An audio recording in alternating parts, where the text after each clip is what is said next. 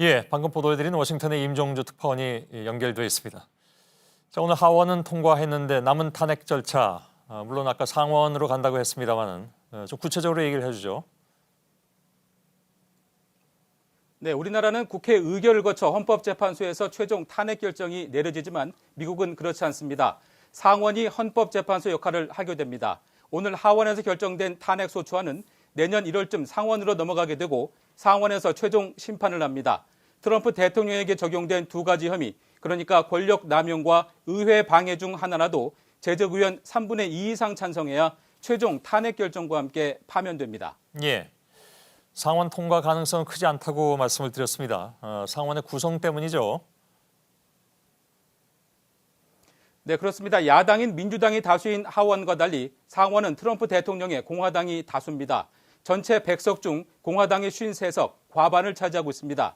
또 대통령 탄핵안은 제적의원 3분의 2 이상 찬성해야 통과됩니다. 산술적으로 야당에서 이탈표가 20표 이상 나와야 한다는 건데 오늘 하원 표결만 보더라도 그럴 가능성은 희박해 보입니다. 사실 미국에서 탄핵으로 물러난 대통령은 아직 없습니다.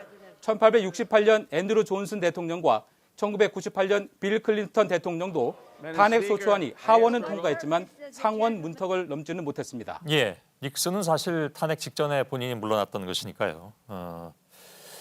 내년 대선을 앞두고 이번 하원 표결이 오히려 민주당의 독이 될 수도 있다, 이런 분석도 현지에서 나오는 것 같은데 그건 어떤 이유에서입니까?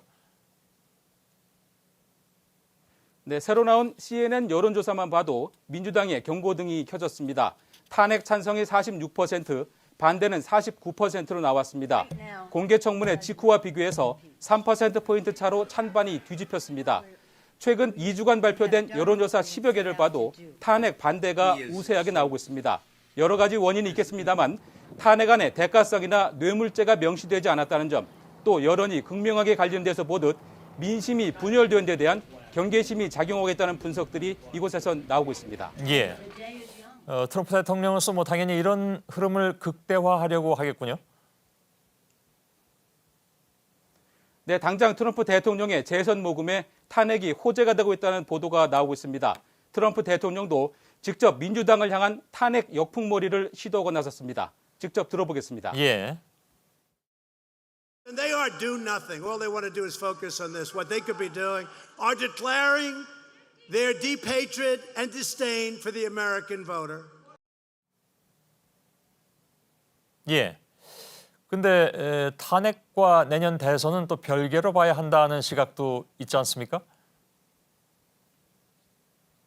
네, 그렇습니다. 상원 심판 과정에서 어떤 변수가 나올지 예단하기 어렵고 또 트럼프 대통령이 정치적 라이벌 뒷조사를 위해서 외국을 끌어들였다는 이른바 반역 프레임이 대선 과정에서 어떻게 작용할지는 미지수이기 때문에 과연 누가 마지막에 웃을지는 지켜봐야 할 것 같습니다. 예.